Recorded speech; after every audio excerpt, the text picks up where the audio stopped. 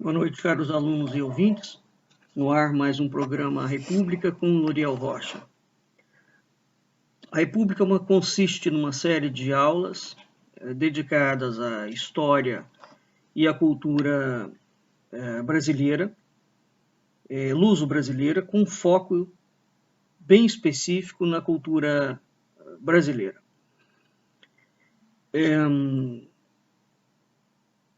A nossa aula de hoje será a segunda parte da aula passada, que é a leitura do artigo de Sérgio Murilo Pinto, Góes Monteiro e a Política do Exército, parte 2, desculpe. Essa é a segunda aula. Nós estamos estudando, portanto,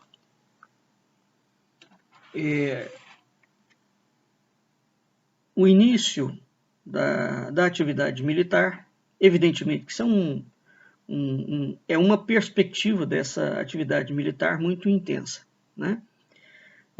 Que cobria ainda o período da República e o período do Império, e o período inicial da República.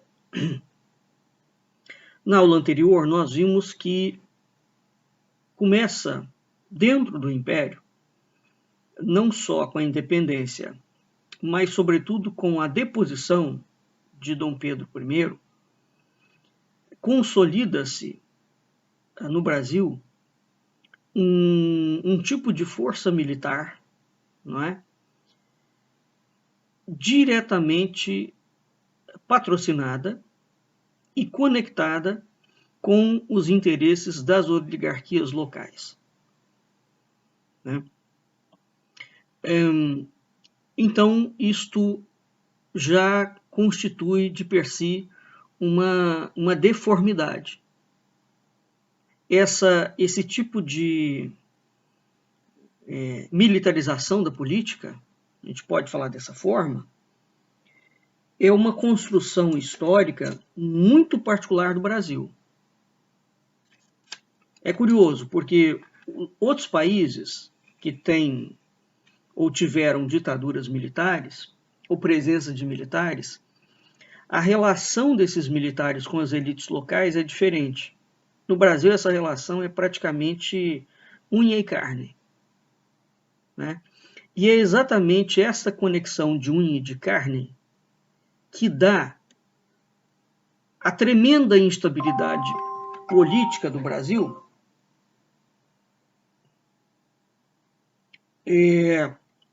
fazendo com que o Brasil seja um palco de revoltas políticas, de golpes políticos, né?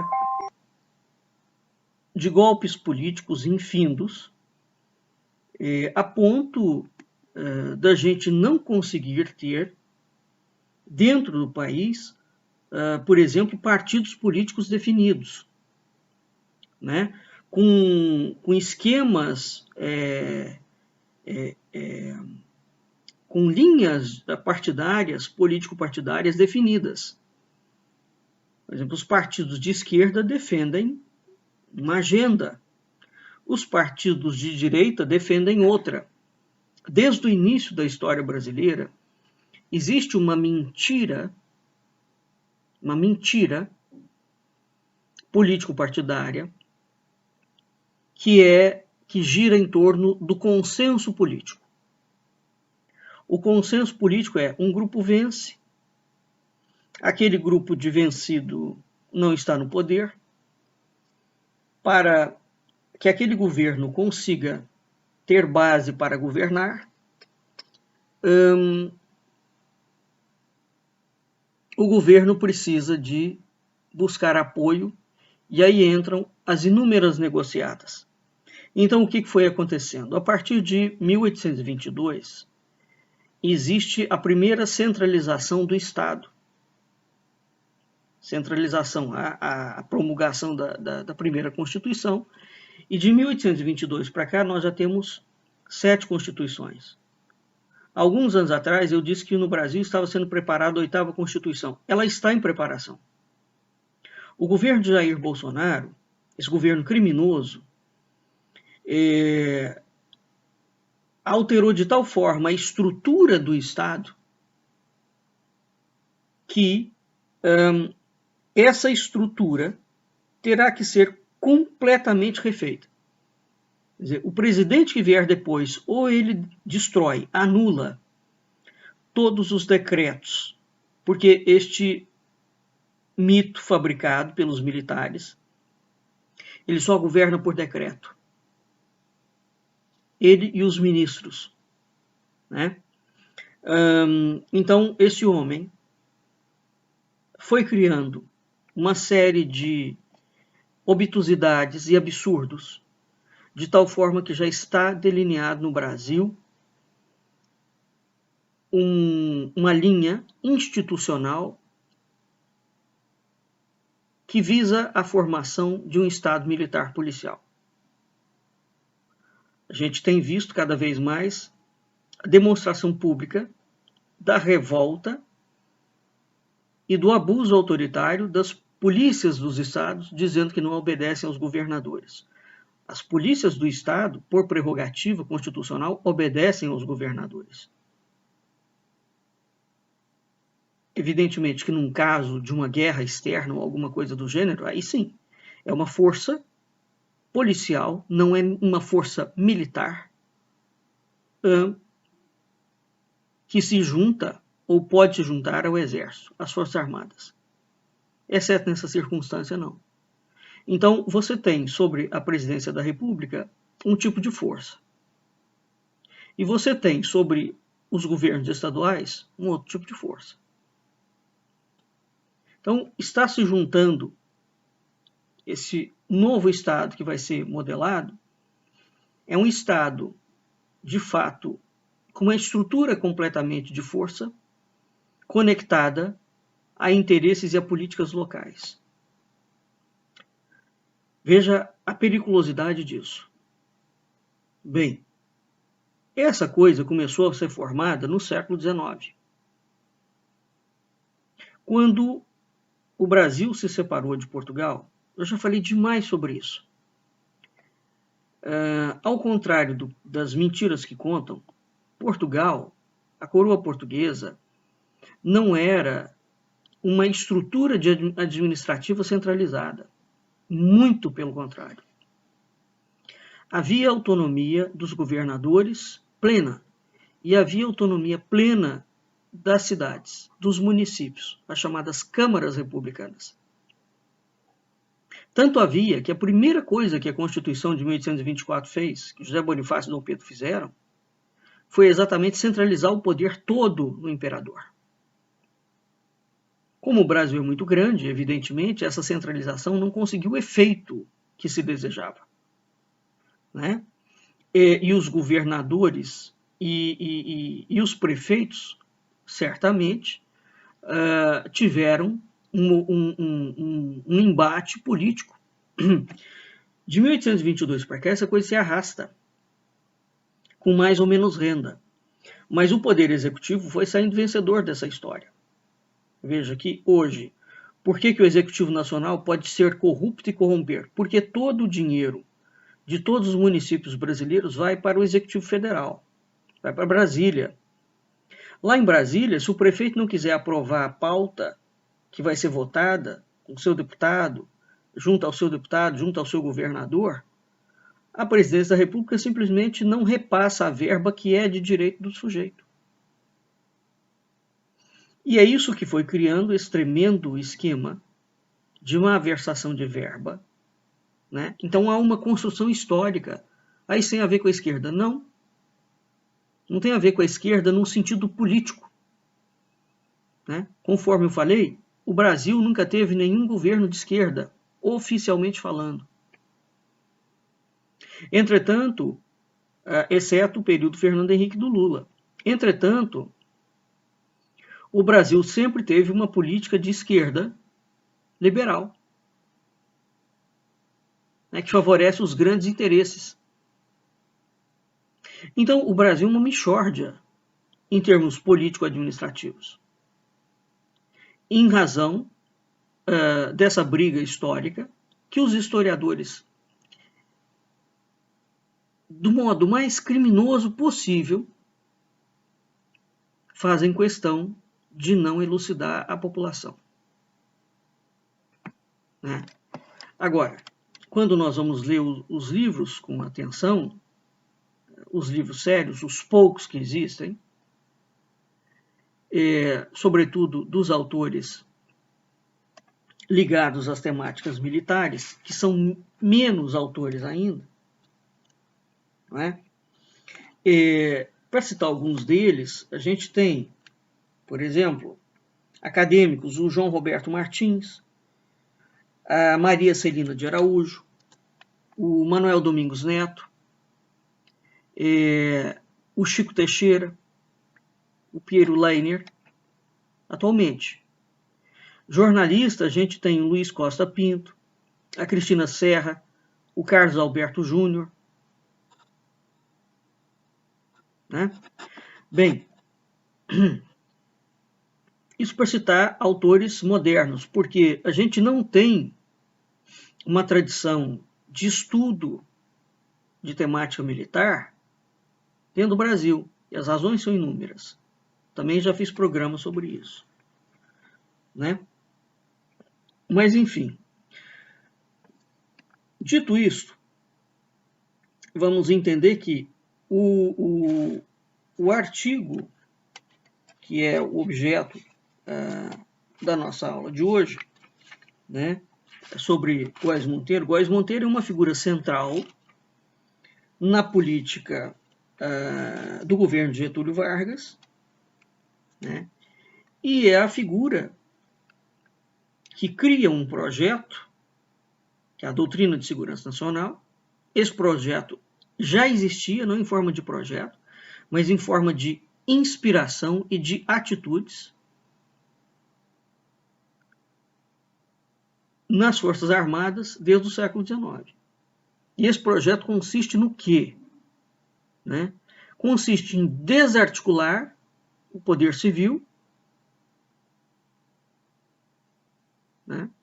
Fazer com que as Forças Armadas fossem tomando o poder civil em escala cada vez maior, até chegar o momento em que as Forças Armadas seriam o grande poder militar, o grande poder político do Brasil. Né? Bem, então vamos aqui voltar ao estudo aqui do artigo. Nós vimos que no século XIX a oficialidade do Exército era dividido em científicos e tarimbeiros. Né? Então, os tarimbeiros eram, digamos, ligados mais às questões das tropas, e os científicos eram ligados àquela ideia do cidadão soldado, que eu disse que é um anacronismo, porque o sujeito de farda dentro da caserna, ele não é um cidadão. O cidadão é o civil. Então, dentro do Exército, nós já temos uma parte do Exército que intenciona atuar claramente dentro da política. Evidentemente que esses grupos têm os seus interesses corporativos, isso é uma outra coisa, não é? E essa divisão esquemática é só meramente um esquema, pode dar a impressão de que não há uma unidade contra os civis. Isso não é verdade, porque a coisa que unia esses dois grupos é exatamente a fabricação de um inimigo comum, a classe política. Tá? Então, o pensamento e a ação concreta dos oficiais do Exército desde o século XIX, revela que o objetivo deles é tomar o lugar dos bacharéis no controle do Estado. Por que o lugar dos bacharéis? Grande parte dos presidentes da República Velha eram advogados. E depois, com a independência, o Brasil foi sendo construído, digamos, juridicamente, através de uma elite que a gente chama de elite de toga, né? A legislação brasileira, ela é uma teratologia sem fim. O Brasil foi inventando conceitos. Você fala, às vezes você pega um jurista falando de Max Weber. Bom, quando você pega Max Weber e pega o que o sujeito fala em termos de constitucionalismo, você vai ver que não tem nada que ver uma coisa com a outra. Você fala, mas de onde esse sujeito tirou esse pensamento e atribui a Max Weber? De lugar nenhum. Porque o Brasil teve tem um processo ensandecido de criar teorias e colocá-las na boca de autores e de obras que nunca existiram. É uma loucura o que é feito aqui. E as palavras são fortes, mas assim, não tem como não adjetivar. O Brasil é uma aberração institucional, né, e cultural. É dificílimo romper esse ciclo, porque ele já é um modus operandi. Bem, então, o que a gente vê? Nós vemos uma estrutura militar que foi criada pelo regresso conservador para apoiar os interesses de oligarquias que já estavam comprometidas com a maçonaria e com bancos e dívidas internacionais e esquemas internacionais. Essa é a origem do glorioso Exército de Caxias, que de glorioso não tem nada. É uma vergonha do início ao fim. É um vexame. Bom, com o golpe de 15 de novembro de 1889 da República, foi obra de parte do Exército. E aí as pessoas pensam que como parte do Exército faz os golpes, que o restante tem os civis em boa conta. Está enganado. Não tem, não. O alto oficialato, e eles vão fomentando revoltas baixas, de baixas patentes, fomentando mesmo, pagando, corrompendo, para essas baixas patentes fazerem revoltas contra os civis. Então, há um inimigo comum, independentemente do grupo militar golpista ou não. Dentro da caserna há um inimigo comum. Quem é? Quem são? Os civis. Poder político. Então, o objetivo dessa gente é assumir o poder político. Né? Com isso, eles foram desenvolvendo uma educação científica, o que eles chamam de educação científica, que é uma loucura, que o Exército tem uma posição central na sociedade. Posição moral, posição jurídica, posição de defensor da República, posição de poder moderador. Né? Então, o que vai acontecer? O governo provisório da República vai adotar um centralismo rígido.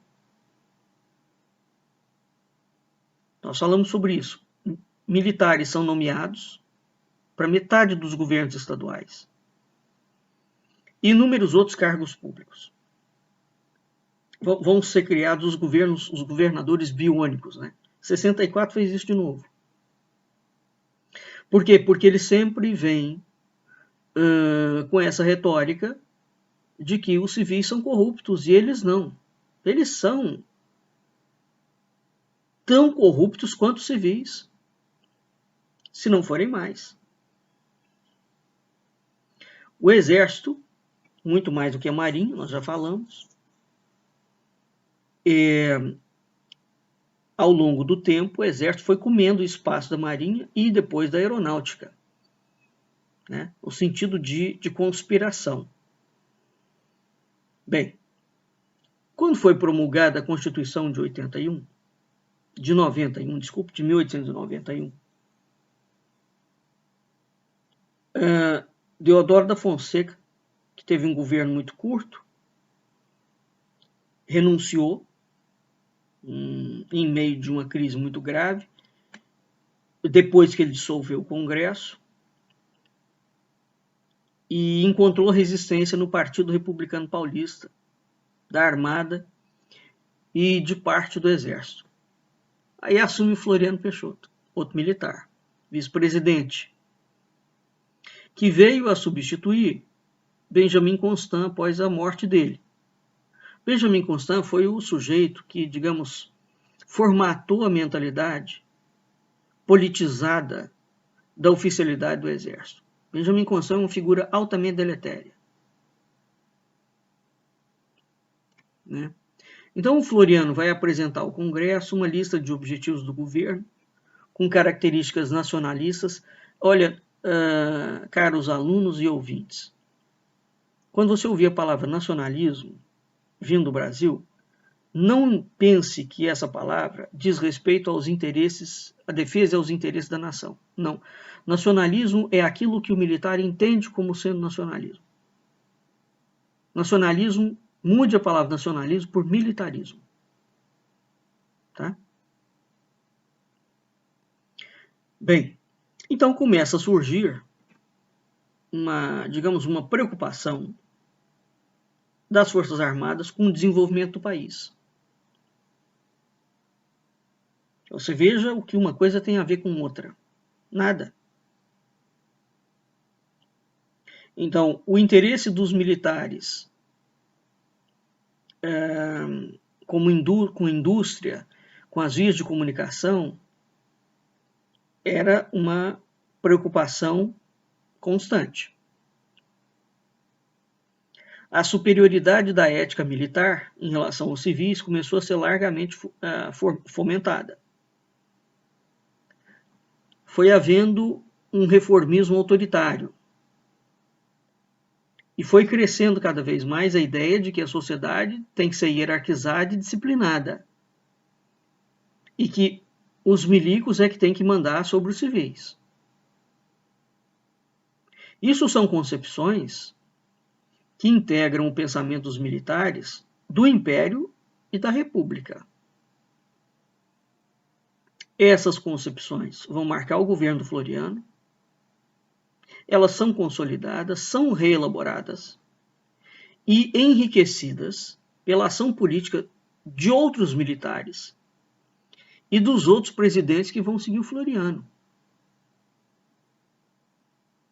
E todas elas estão presentes nas concepções do Góes Monteiro quando ele vai formular a doutrina de segurança nacional.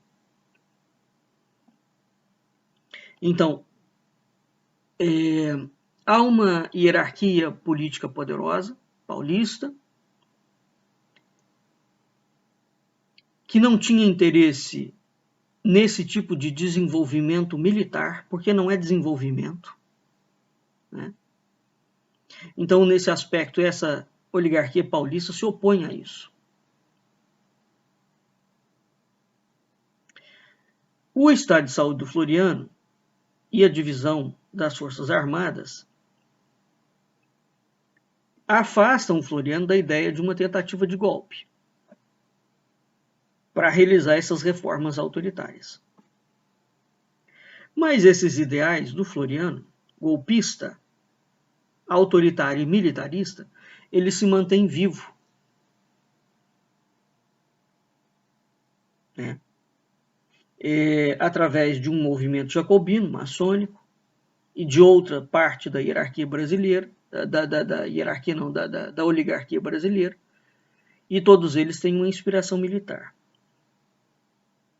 Bem, o objetivo prioritário do Prudente de Moraes, que governa de 1894 a 1898, é o inverso. O Prudente de Moraes, ele tensionava consolidar o poder civil, o que exigia desarticular a estrutura criada pelos governos militares. Mas veja, essa estrutura não foi criada na República.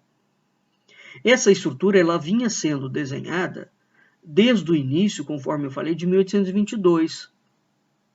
E, sobretudo, a partir da deposição de Dom Pedro. Então, a gente já tem quase 100 anos de uma estrutura funcionando. É isso que é preciso ter em mente. Você tem uma oligarquia civil que lança mão e está conluiada com poderes militares para favorecer elas mesmas quando elas quiserem tomar o poder. Então, o Prudente Moraes, ele quer desarticular esse processo. Né? O que acontece? Quando ele toma essas medidas de desarticulação do poderio militar e de reforço dos civis dentro da política, explode de novo uma oposição jacobina. Veja que os militares se revoltam independentemente de ter alguém no governo que está a favor deles ou contra eles. Pessoal, mas como é possível?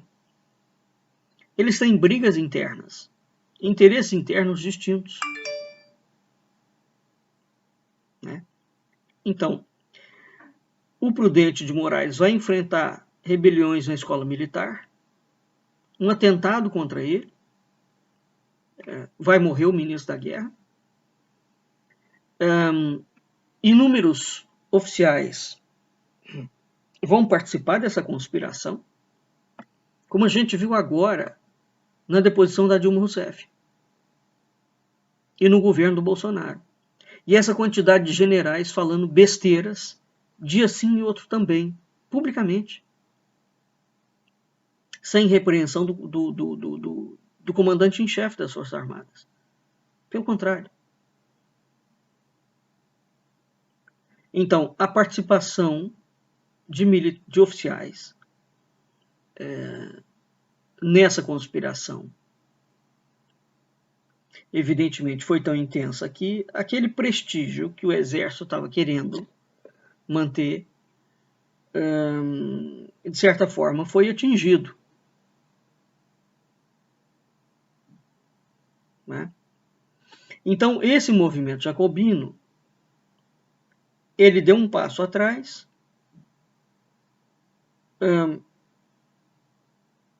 por conta do desgaste político, e ele passa a apoiar o governo.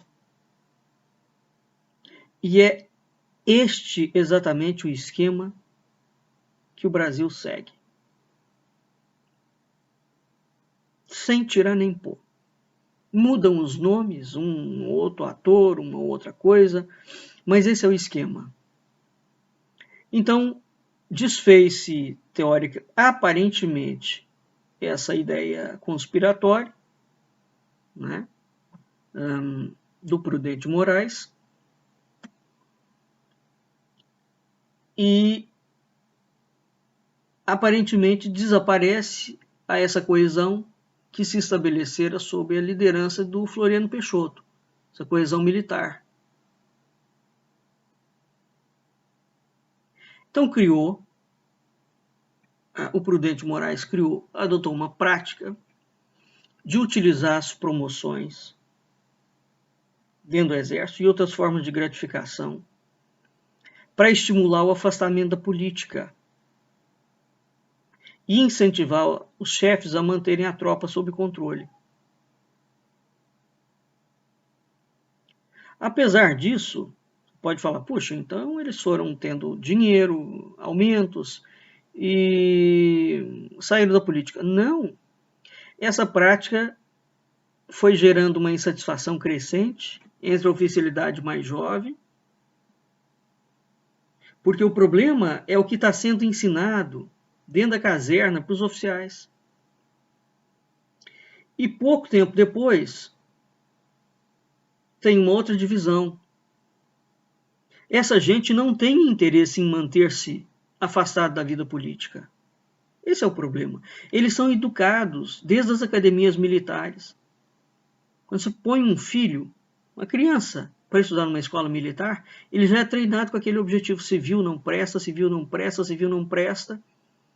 Como o civil não presta, nós temos que prender todos os civis para a gente assumir o poder.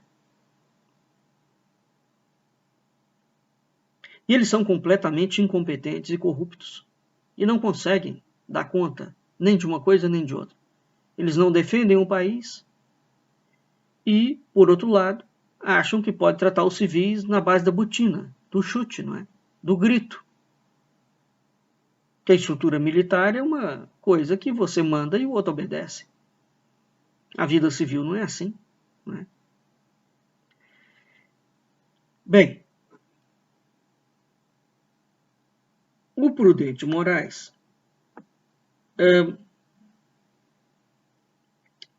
é ele que vai instaurar uma coisa que chama política do café com leite, né? Então ele vai conseguir um objetivo, digamos, de consolidar o poder civil, tá? E aí você tem um período de hegemonia de oligarquias agrárias, liderado pelos cafeicultores paulistas e mineiros, e uma política de coronelismo.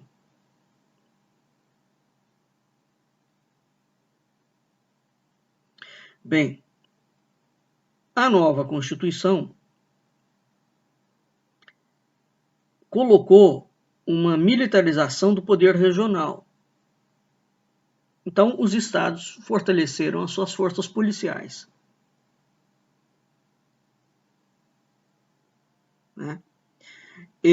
Que haviam sido desmontadas com o golpe da independência.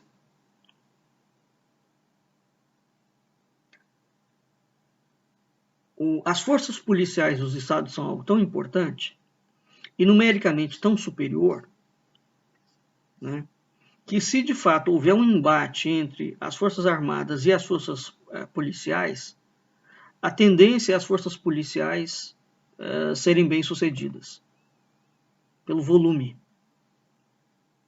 né? O exército não tem volume. As forças armadas não têm volume. Bem, isso era uma questão que existia desde a época da coroa portuguesa. Os governadores tinham poder.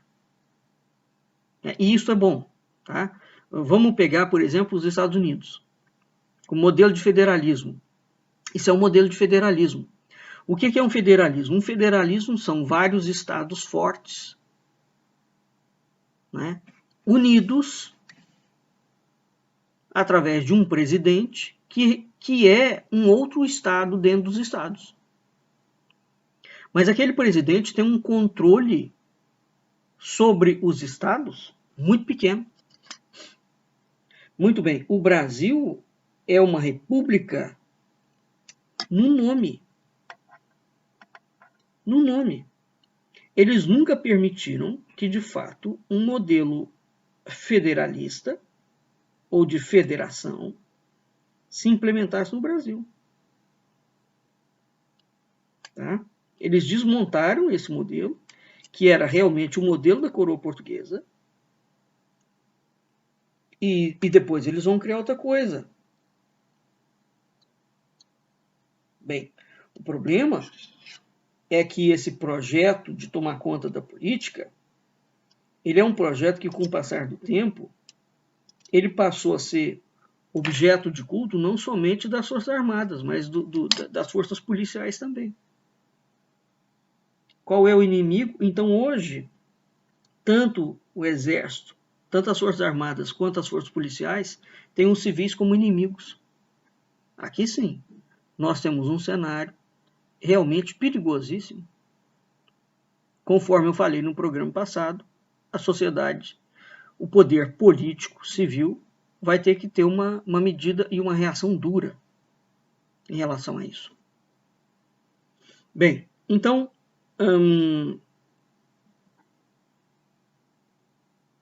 no governo Prudente Moraes, nós vamos ter o fortalecimento de forças policiais submetidas ao controle dos governadores, né?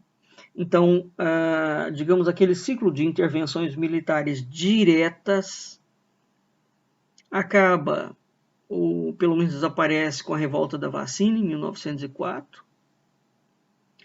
O exército entra, digamos, numa fase de profissionalismo, né? Aqui há que se tem em vista o trabalho do Marechal Hermes da Fonseca e do Barão do Rio Branco, né?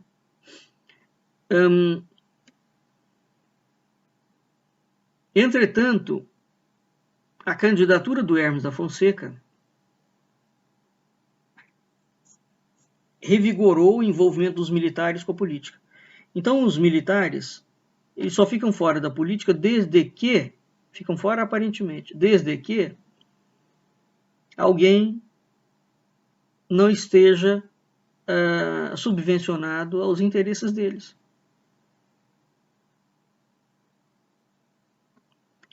Então, os militares começam logo em seguida, no governo, com o Hermes da Fonseca, a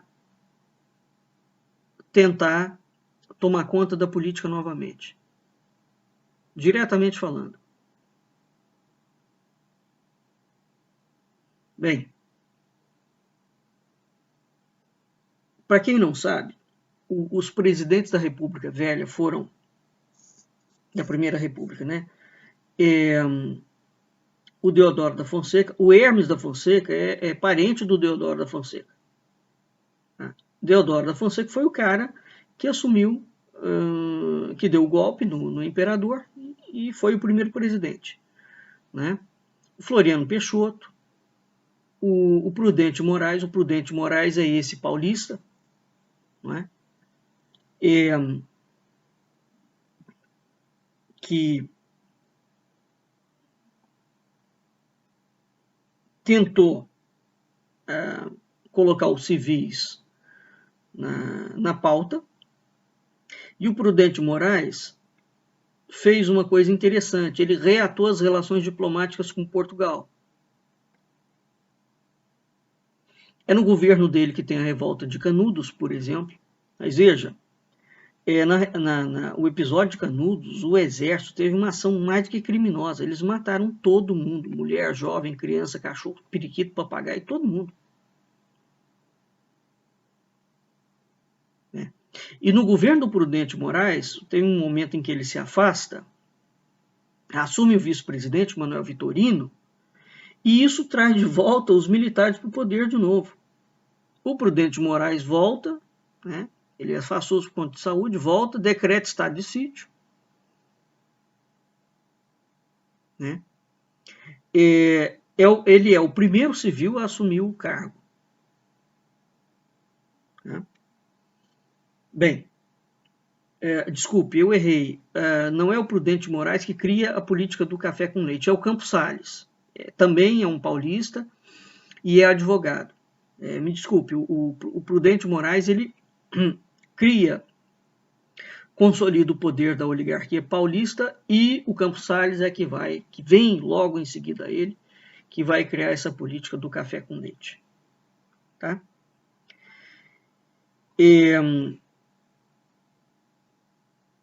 Nessa política do café com leite, você tem os interesses, né, de Minas e São Paulo.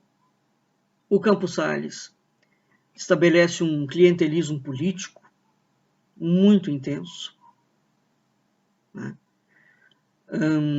Tentou um acordo com a Inglaterra para sanar a dívida pública, né? Não conseguiu. Depois dele vem o Rodrigues Alves, também de São Paulo. Depois vem o Afonso Pena, o Nilo Peçanha, o Hermes da Fonseca, que é sobrinho do Deodoro da Fonseca, né? O Venceslau Braz, o Delfim Moreira, o Epitácio Pessoa, o Arthur Bernardes e o Washington Luiz. Bem, o Brasil estava em estado de sítio. Essa primeira república, todos eles eram maçons, quase todos. seguiam os ditames claramente do movimento liberal maçônico, não é? E a situação no Brasil ia se agravando. Bom, então, o Nilo Peçanha é sucedido pelo Hermes da Fonseca, e o Hermes da Fonseca é gaúcho, né? O Hermes da Fonseca é eleito em 1910. Tá? O Hermes da Fonseca, à medida que ele é eleito, ele desfaz a união tática entre os dois grupos, né, que haviam se formado com intenções distintas, ainda no governo do Afonso Pena, sempre com aquelas inspirações golpistas. O Rui Barbosa, que havia ajudado a criar a República, agora um arrependido, Rui Barbosa está envolvido em todas essas conspirações também. Bem, o Hermes da Fonseca, que era militar, enfia militares dentro do governo. De novo, eles passam a interferir na política de vários estados, com que objetivo? De salvar os estados das oligarquias regionais, em proveito deles mesmos e de grupos dissidentes que estavam ligados a ele. Então eles queriam desmontar aquelas oligarquias regionais para botar cupinchas dele, para os cupinchas continuarem fazendo pilhagem, roubo e corrupção associada aos militares. Então, quando o militar se une a um civil, ele nunca se une ao civil realmente para ajudar a limpar o Brasil.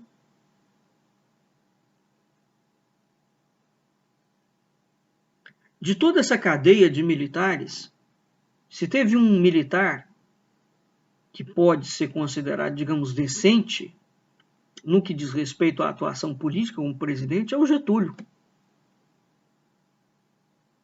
E mesmo assim, com muitas ressalvas. O Getúlio, de fato, teve um projeto de Brasil. Eles nunca tiveram. O Getúlio é o primeiro e é o único, no meu entendimento. E grande parte desses militares sempre odiaram que o Brasil tivesse um projeto. Já na época do Getúlio, os militares não queriam a Petrobras, por exemplo, que eles venderam agora no governo desse estafermo que ocupa a presidência da República. Estão vendendo as águas, estão vendendo o subsolo e venderam a Petrobras. E privatizaram o Banco Central.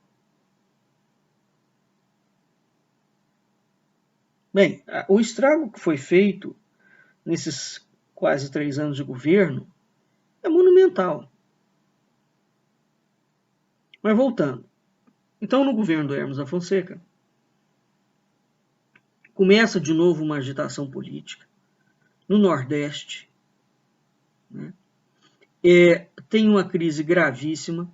Essa crise, não é que ela entra, a crise política entra para dentro do Exército, não. O Exército é o criador da crise. Então, esse Hermes da Fonseca, que começa um governo aparentemente bem, no final é um sujeito completamente desmoralizado. Depois ele foge para a Europa, esse covarde, né? É eleito senador no Rio Grande do Sul, teve que renunciar. Durante o governo do Epitácio Pessoa, por exemplo, ele é preso como presidente do Clube Militar, devido a uma conspiração arquitetada contra o governo. Olha, a história do Brasil é uma coisa assim verdadeiramente pavorosa. Bem, o Hermes da Fonseca, seguindo uma cartilha que já vinha sendo desenhada, manda oficiais para estagiarem no exército alemão. Isso foi uma iniciativa do Rio Branco, né? Então, esses indivíduos, quando vão para lá, eles voltam com ideias exóticas. E essa ideia amplia, né? E é publicada numa revista que chama Defesa Nacional. Tá? Então, essas ideias vão caber a uma dimensão maior da política. Não é uma política partidária, é uma politicagem. O exército tem que estar aparelhado para ter uma função educativa e organizadora dentro da sociedade. Curiosamente, veja o nome. Esses oficiais que voltam depois desse estudo da Alemanha são chamados de jovens turcos, que é uma alusão aos reformadores do Império Otomano.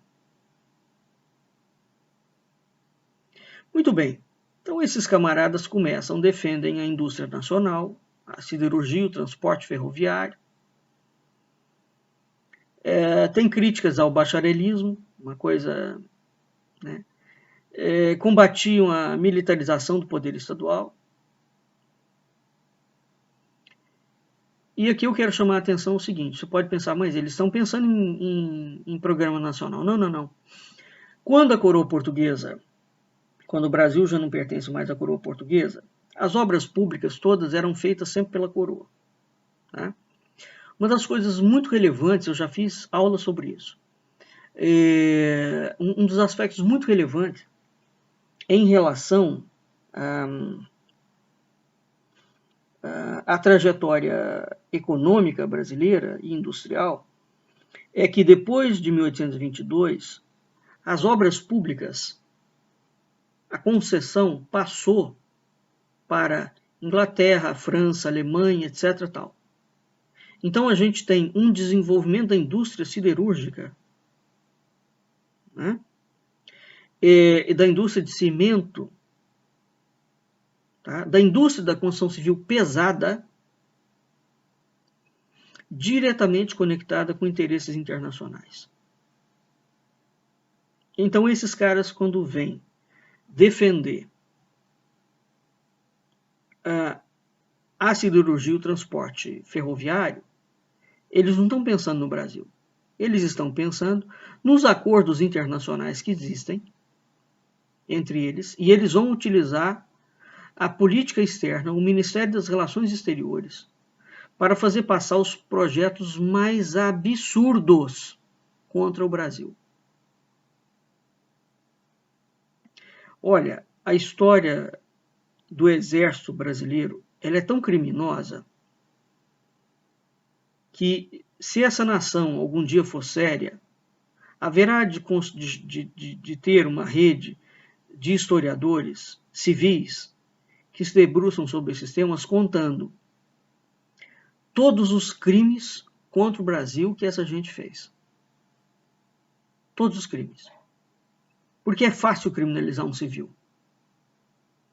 Nunca foi apontado os crimes dessa gente, embora eles estejam lá e sejam muito constatáveis. Mas é preciso dar nome aos bois. Né? Então eles são contra qualquer Estado forte. O que é interessante, porque qual é o conceito de república que eles vão criar, que eles criaram, se os Estados não podem ser fortes? Porque uma república consiste exatamente nisso, uma federação, não é? Os Estados é que são fortes. Não existe um modelo de federação e de república onde os Estados são fracos e o Executivo Federal é forte. Então foi isso que eles quiseram criar. Quer dizer, e a gente tem ainda hoje, ainda bem, caciques locais, governadores locais, poderes locais. É isso que, de certa forma, de uma forma absolutamente sui generis. Não estou dizendo que não tem corrupção, não, hein? Estou dizendo que a coisa seria muito pior se não tivesse esses poderes locais, que enfrentam o Exército e o Executivo Federal. Bem, então a coisa vai indo e esses jovens turcos vão, dentro de uma conjuntura europeia, com um pensamento germânico, vão criticar o exército, vão criticar a política, mas por trás dessa crítica toda vai existir sempre a emergência da questão social. Tá? Vai existir sempre o projeto de construção da nação com controle social. Tá? Então, esse projeto de construção artificial de uma nação militar com controle social sendo exercido pelos militares e os poderes civis que os apoiam, essa aliança foi se formalizando de várias formas. O Brasil foi criando um poder cada vez mais centralizado, com uma estrutura jurídica cada vez mais centralizada, um aparato jurídico normativo que é uma aberração atrás da outra, uma lei desfaz o que a outra faz. Então você tem uma truncagem de ideias de acordo com o grupo que está no local, no poder. Eles passam um tipo de lei e o Brasil vai virando um botim de guerra. Tá? Bem, e aqui a coisa continua. Né? A gente só vai tendo um adensamento desse quadro, de modo que, no que diz respeito a esse tema, esse quadro o foco dele vai ampliando, ele não diminui. Quando ele retrocede, quando ele volta para dentro da caserna, é só durante um tempo. É um período de incubação ali, mas ele não desaparece, os ideais não desaparecem. E quando ele explode, quando ele volta com o mesmo ideal. Então a gente vê claramente que existe uma linha do tempo que não se altera, independentemente do governo, tá?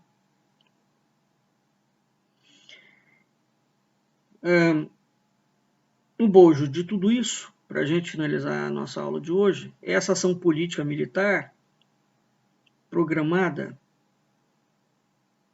visa, em palavras muito sintéticas, exatamente isso, né? O controle, a construção da nação, uma construção falsa, mitificada. Os militares são poder mítico vigente, uma nação, uma sociedade civil, que é dirigida por uma elite militar e financeira, que vai executando um controle social cada vez mais intenso, para controlar não só a vida política, a vida cultural, a vida social, a vida familiar, a vida universitária. O controle é total. Então o Brasil segue um projeto de nova ordem mundial. Eu já falei demais sobre isso. Desde que a maçonaria dá o golpe da independência. Isso não foi a esquerda, nem o globalismo que criou. Tá? No caso específico do Brasil. Esse projeto vem sendo urdido dentro do Brasil e vem sendo concretizado. Não com a rapidez com que eles planejam, conforme eu falei, porque você tem muitos embates. E o Brasil é um país gigante.